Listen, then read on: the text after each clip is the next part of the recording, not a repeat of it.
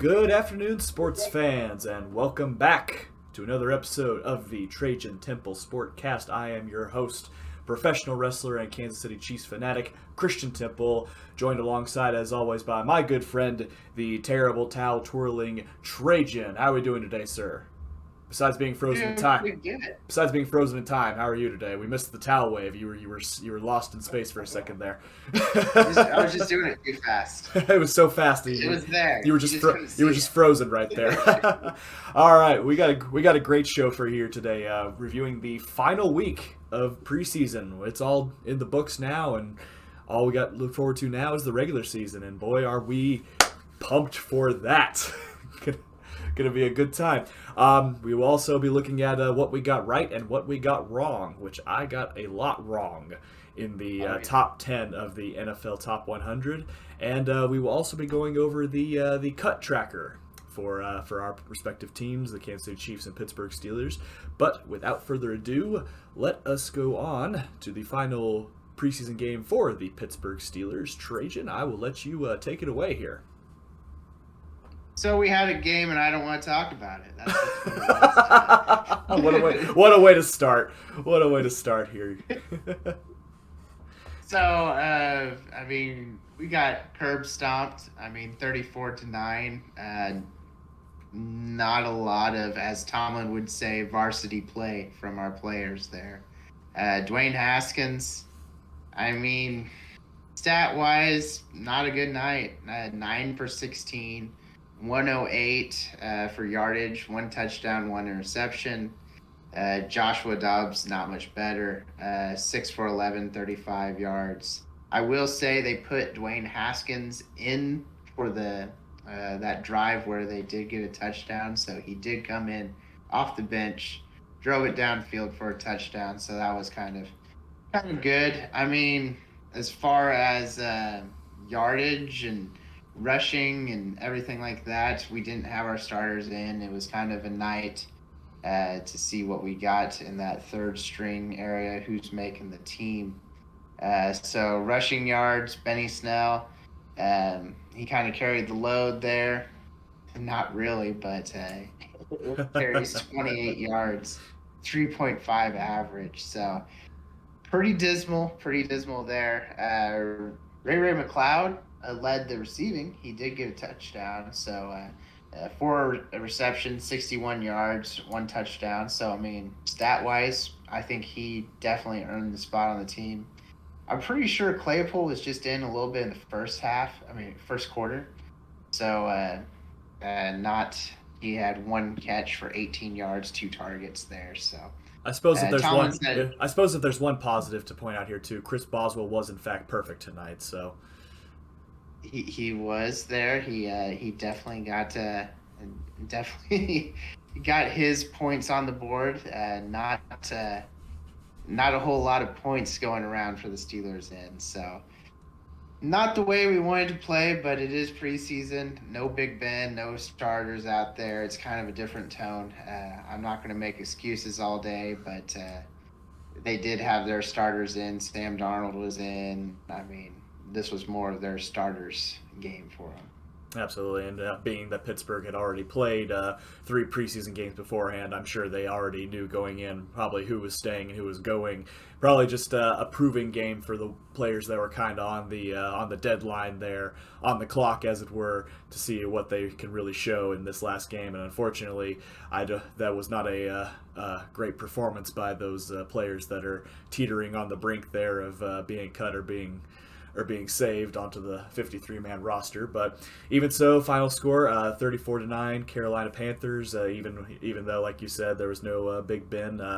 Obviously, it seems like Dwayne Haskins will stick around as your guys' QB2, and Josh Dobbs probably be QB3, probably teetering on the practice squad too. But moving on to more positive things in the world right now, let's hear it, Chiefs Kingdom. How about those Chiefs? A perfect record in the preseason, although we're not going to brag about it like Baltimore Ravens are right now. What they got like 20 preseason game win streak right now too.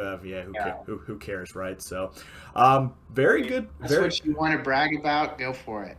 Yeah, exactly. You can have that all day long. Who cares? One thing I will brag about was Patrick Mahomes' performance. 8 completions out of 9 attempts here too for 2 touchdowns. It looked like regular season form for the offense with the offensive line and with the receivers as well too. And Mahomes looked very, very comfortable.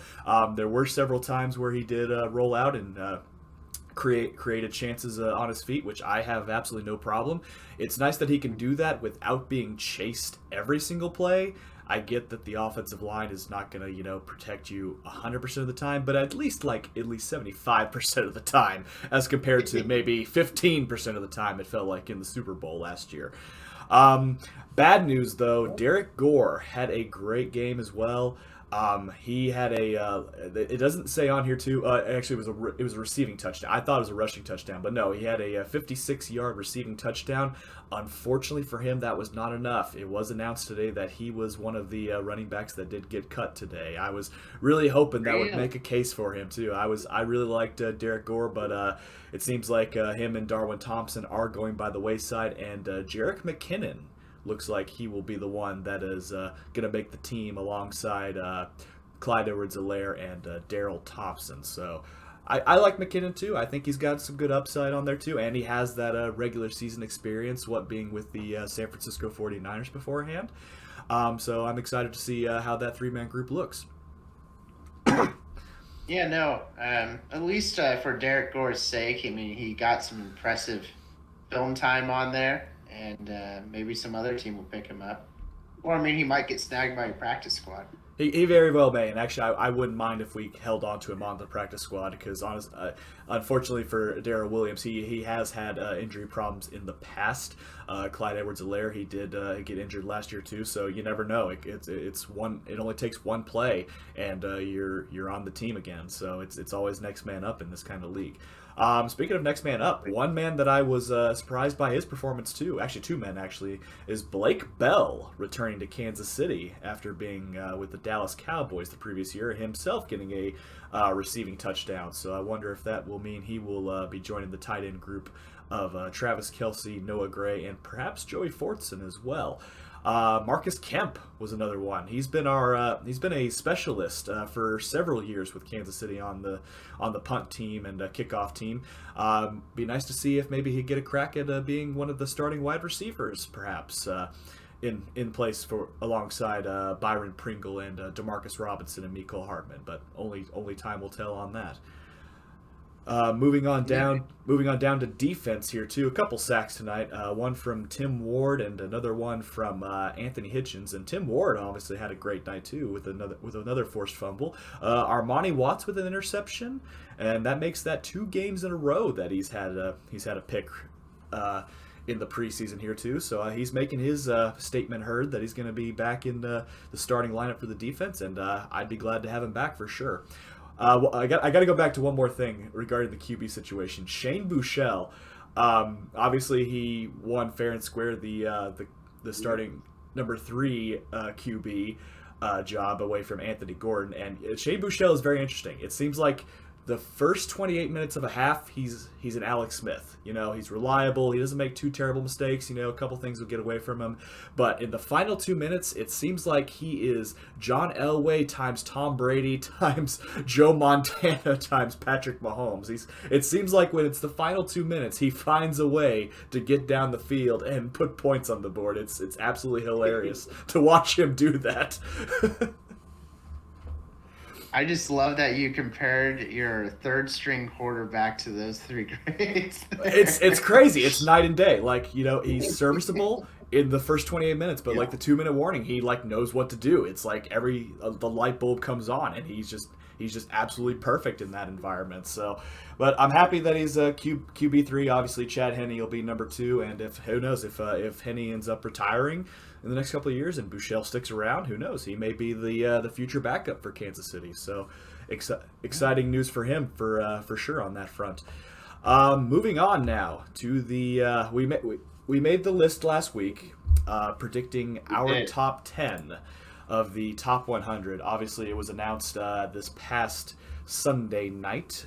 The top 10 was finally revealed, and we had a few predictions that were correct, but we had a few others that were not even close. Yeah. No. Starting with number 10, one of our correct predictions was Josh Allen. And I said this before too. He's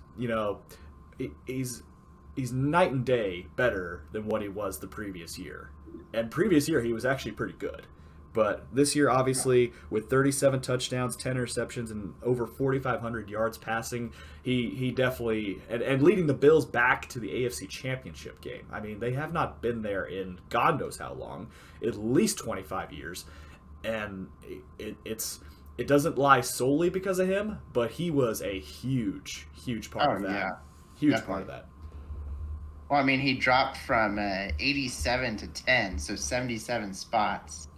Well, shot up, I should say. Exactly. He exploded up to that spot. Yes, exactly. So, I mean, that's pretty darn good.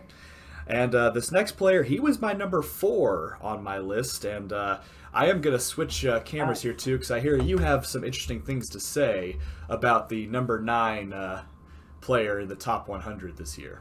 No, I mean, it's not bullshit at all. I mean, it was a good call by them. I mean, what the heck? I mean, I don't want to give away what's farther down on the list, but you have the guy. I mean, I get it. He was Defensive Player of the Year, but this was also the sack leader of the year.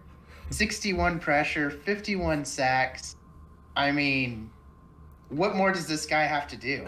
I mean, does he have to just go out there, one man on the field, and take it all out himself to get Defensive Player of the Year or some recognition? I mean, I get it. Number 9's still really good, but I still think it's just bullshit. So and then there you hear first, folks. T.J. Watt ranked number 9 this year. Aaron Donald obviously ranked much further up. He was ranked number 2, which was actually not even close to where I had him too. Number 8, Deandre Hopkins, who was one spot above where I had him on my list. Obviously one of the top wide receivers, the second best wide receiver on this list behind the number 6, Devonte Adams. The first surprise on this list for me anyway was Tom Brady being number 7 on this list. He obviously his first year with a brand new team, and what does he do? He takes them to the Super Bowl and wins the Super Bowl. So number 7. What do you make of that ranking for Mr. Brady? I mean, I get it there. I mean, it wasn't him single-handedly winning on the team there. I mean, he had an amazing squad around him. Oh, he had great weapons. All his receivers could be number 1s. Yeah, great weapons, absolutely. And so, I mean, the players voted, I think, probably pretty close to right on that one there. I just thought they were going to have him overhyped, but I guess it's the players voting, not the media voting. That is true. Yeah, it'd be hilarious if he was ranked number 4 after the whole 4th down debacle in Chicago. That would have been the most ironic thing. That I would have loved every second of that. But obviously, number 7, Tom Brady. Number 6, the number 1 ranked wide receiver in this top 100, Devonte Adams, the number 1 receiver of the Green Bay Packers, as well as Aaron Rodgers. We talked about his stats as well too, having over 1,300 yards receiving, 18 touchdowns, and a 98.1 completion yards completed per game, honestly too. So great numbers there too. Number 6, I could have seen him being up a little higher too, but I say that was a fair spot for him. Yeah, I mean, he was a huge part of Green Bay's game. I mean, 1,374 yards with his receiving and 18 touchdowns in 14 games. I mean, that's a pretty big stat line. No, I mean, a lot of players can't do that. Absolutely. So, and number 5 is funny because I was very passionate about this too. How I believed how he should have been number 1 with the stats he had too, but he is the first tight end to ever break the top 5 Really? in the NFL top 100. So that in itself is a great accomplishment. So obviously, hats off to Travis Kelce. Once again, the most yards for a tight end, 1,416 yards, 11 touchdowns, and that was only in 15 games. He didn't even start the whole season. Obviously, the Chiefs resting their starters in Week 17, but still, and second in receiving, all around, and only second behind Stephon Diggs, which, a great player in his own right. He could have had a case being at the top 10 as well. But yeah, I'm happy for Kelce. I'm glad he was in the top 5 at the very least. Definitely get the respect he deserves. But speaking of someone who is going to force his way to make you respect him, that would be King Henry himself, Derrick Henry, coming in at the number 4 spot, moving up from number 10 last year. 2,000 yards rushing. I mean, this guy's a beast. Absolutely. I mean, he's huge. He's impossible to take down. And he runs just super fast. I mean, it's almost unfair. Exactly. You try to tackle him high, he will stiff arm you down to the ground. You try to tackle him low, his legs will just turn right through you. I mean, it's insane how great he is as a running back too. And unfortunately, I don't think he's even peaked yet. I say unfortunately for other NFL teams, but I don't think he's even peaked yet, honestly. He's still got a lot left in the tank, and it's going to be interesting how the chemistry with him, Tannehill. Tannehill's got weapons now. He's got A.J. Brown, Julio Jones now too. So Titans are going to be a well-oiled machine this coming season too. One thing about him peaking, not even peaking yet, with him being so big, you don't have as many concerns as the other running backs in the league. I mean, he can take those hits. Absolutely. And so he might have a lot longer lifespan in the NFL because of that. He doesn't take the hits; he welcomes the hits. He dares you to hit him, which gives you the hits. Which is exactly. That's scary enough as is. But speaking of scary, this man was very scary last year because he was very pissed off, and that was number 3, Aaron Rodgers, the first of 2 Aarons in the top 3. We mentioned this last time. This could be the last chance for Aaron Rodgers to bring another ring to the Green Bay area here. We saw the drama that unfolded in the offseason. It's got to be Super Bowl or bust for Aaron Rodgers and the Packers this year. I would think you have to agree. Yeah, no, I mean, that's really the only thing that can save this relationship right now. They go out, kill it, win a Super Bowl. I mean, that's I believe the only way it gets saved. But as angry as he was last year, I think he's going to be even more angry this year. Because he didn't get all that he wanted. He just made the concession last minute. He's coming back to the team to play, maybe be a free agent next year or traded out, whatever it is. I think he's actually going to be angrier. Will there be more hype surrounding him leaving than there was Brett Favre? I think so, because it seemed like Brett Favre didn't have a lot left in the tank. Whereas... what he kind of proved people wrong that next year, but then he started dropping downhill pretty fast. Mm-hmm. I mean, we see what Tom Brady's doing when he's almost 44 years old, or 43. What's his age at now? I think it is 43 now, but yeah, you're right. That's kind of the gauge now. Will he shine more in a new team like Tom Brady, or will he go like Brett Favre to the Jets? Kind of flounder a little bit, but then again, Brett Favre after the Jets, he went to the Vikings and nearly took them to the Super Bowl too. Took him to the NFC Championship game in his second to final season. Moving on to Let's see him go to the Bears, though. That would just be hilarious. My goodness gracious! All those years of just trashing the Bears, he goes to the Bears and just trashes the Packers. Major deja vu from Brett Favre too. Freaking the reaction he got running onto the field at Lambeau in that different purple uniform. That's like one of the greatest moments in NFL history, just because of how some people were cheering, a lot of people were booing though. So it was the biggest Judas effect in the league at that point. Going on to Aaron Donald now. Obviously, like you said, Defensive Player of the Year, and actually he did improve from last year. I forgot he was number 3. I knew he was in the top 10, but I forgot what his previous rank was. But moving up from 3 to 2. You pronounced his name wrong, though. It's T.J. Watt. Oh, wait. No, that's what he's supposed to be. That's where he's supposed to be. Aaron Donald obviously helping the Rams get to the NFC divisional playoff round where they fell to the Green Bay Packers led by Aaron Rodgers.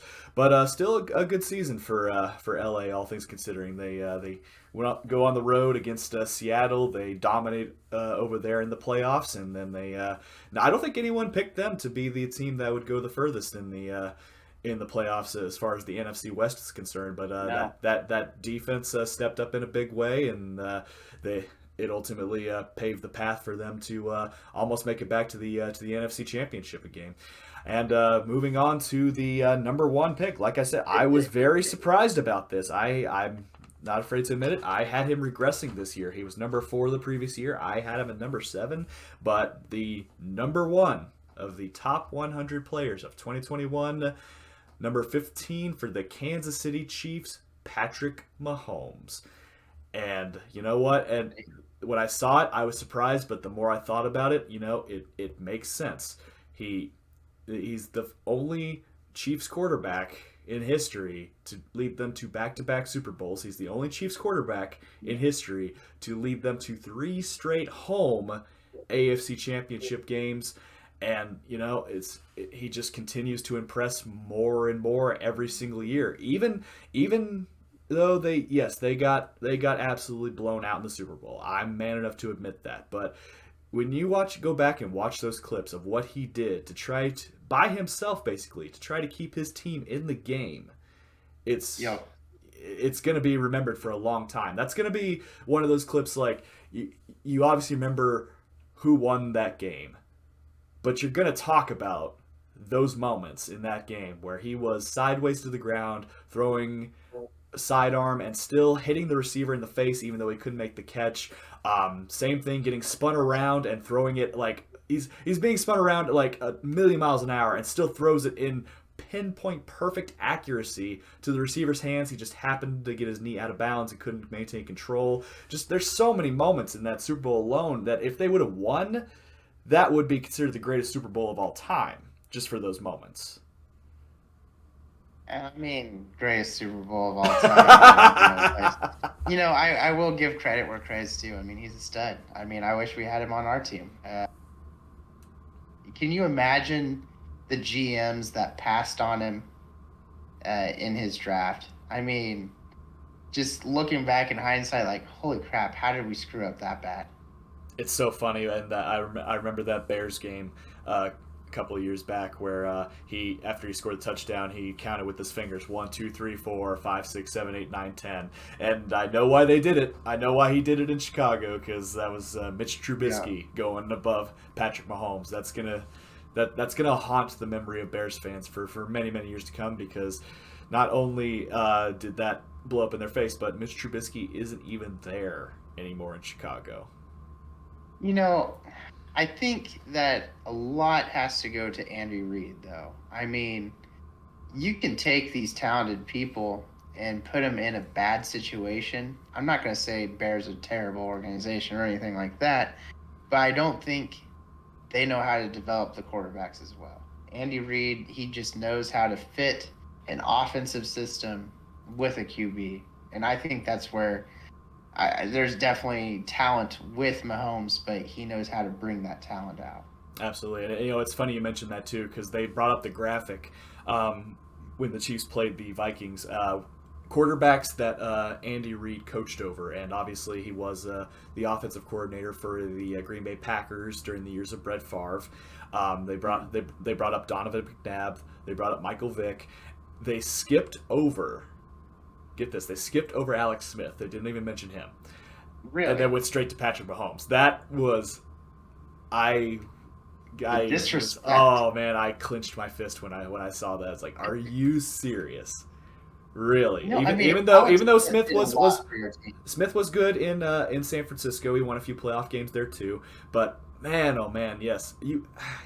Smith definitely helped in the rebuild of Kansas City because the years of 2004 to 2012, besides the couple years where they made the playoffs in between, but they didn't do anything in between, were dismal. They were horrible. It sucked being a Chiefs fan.